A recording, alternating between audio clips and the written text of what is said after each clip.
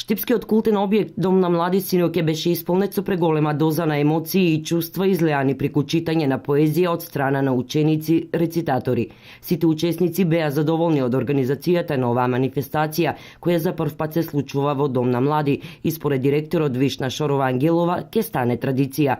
Читањето на поезија од младите Шорова Ангелова го спореди со неодамнешниот настан кога 20 етаблирани македонски поети во Штип ја читаа својата поезија. Кога ги слушав поетите како ја читаат својата поезија, не предизвика толку силни емоции кај мене како оваа вечер тоа што вие ја прочитавте поезијата.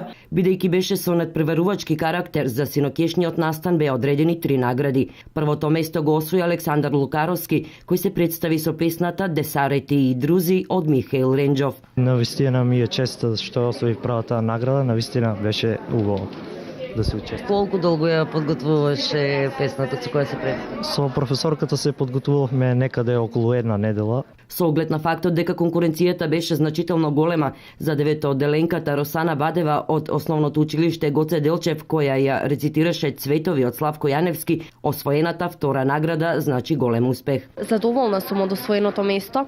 Сепак првото беше заслужено, како и третото, како и моето.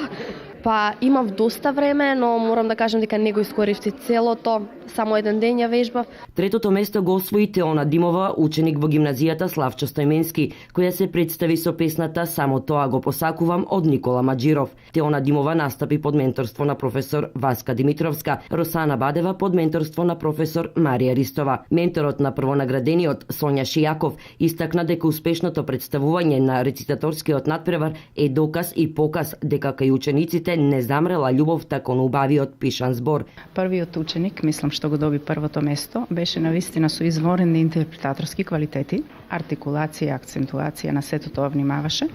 Го обили образот, не само на менторот, туку и на гимназијата Славчо Стојменски од која што доаѓа. Кој ќе ја добие наградата одлучуваше 3-члена жири комисија, а предиспозициите според кои се воделе членовите при одлучувањето за тоа кои ученици ќе бидат наградени се следниве. Дикцијата, изразувањето, кулминацијата во читањето, сето тоа влијаеше на изведбата. Беше ли тешко да донесете конечната одлука? Да, беше тешко, но еве резултатите се разликуваа за околу половина бод. Иако наградите беа скромни, сепак се поттикнувачки за младите во Штип да продолжат да им се посветат на поезијата и рецитаторството, кое пак заинтересираните може да ги одведе во тој правец да бидат успешни во ораторството или актерството.